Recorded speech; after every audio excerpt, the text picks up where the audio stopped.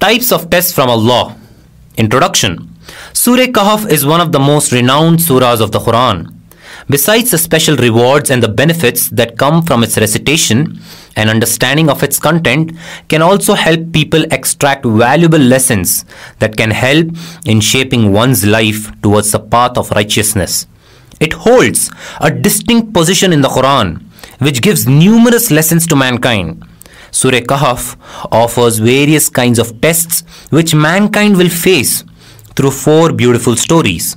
They are as follows. The first story is about the men of the cave. It is from verse number 9 to 26.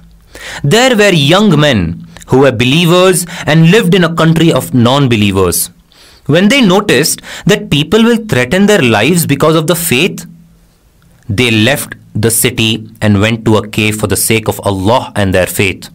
There, Allah bestowed sleep over them for many years, and when they woke up from their sleep, by that time all the people of their city had become believers. Thus, this story shows that when a person puts his trust in Allah, He always comes to their rescue and helps them in easing their difficulties. Allah puts the faith of a person to test. When Allah puts the faith to a trial, and when a believer is steadfast in his or her faith, then Allah assists them in ways that one can imagine beyond comprehension. The lesson from the story is that people must always remain in the company of good and righteous people, which is mentioned in verse number 28. The men of the cave were all righteous. Thus, their being together is one of the factors that attracted the mercy and assistance of Allah. Thus, a Muslim should be steadfast in his or her faith and remain in the company of good people.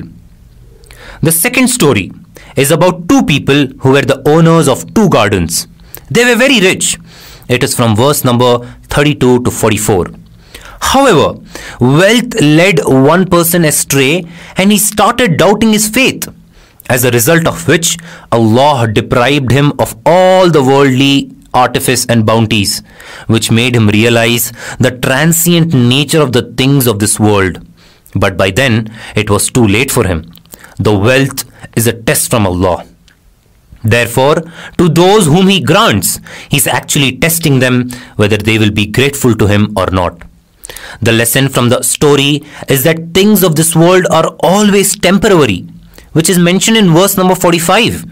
Therefore, when they are available, one must thank Allah and spend on the ones who don't have these worldly pleasures available to them.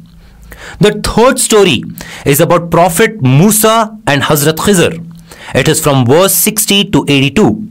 When Prophet Musa alayhi salam thought that no one in this world had more knowledge of things than him, then Allah sent him to meet Hazrat Khizr, who throughout the story proved that he knew more than Prophet Musa. The knowledge is a test from Allah. When knowledge is given to someone, they generally become the product of what they possess. The lesson from the story is that possessing knowledge should teach humility to a person, which is also mentioned in verse number 69. One should know that there is always someone who is more knowledgeable and has a better understanding of things than one's own self. The fourth story is of the great king Dhul-Qarnayn, who traveled all across the world to help the people who are in need and spread good wherever he went. It is mentioned from verse 83 to 98. He was the one who provided relief to people from the menace of Gog and Magog. Position and authority is a test from Allah subhanahu wa ta'ala. He gives it to them basically to test them on how they use the authority and how they change after getting a certain position of authority. The lesson to be learned from this story is that power and authority is a test from Allah, and to those whom He gives should be sincere, which is mentioned in verse number 110.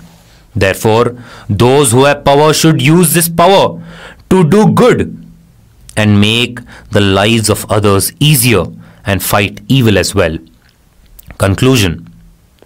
In order to be successful from these trials, one should do 2 things. First, remembering Allah and calling Him constantly which is mentioned in verse number 27. Second, remembering the Akhirah, the hereafter.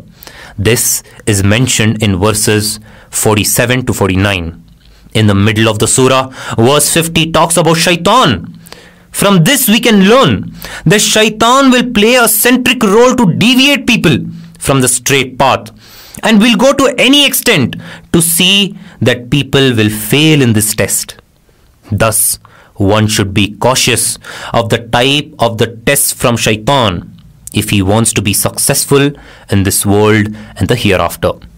If you're new to our channel, then please subscribe and hit the bell icon to get regular updates. If you like our video, then please drop in a like and share the video with your friends, family and relatives and gain sawab-e-jariyah.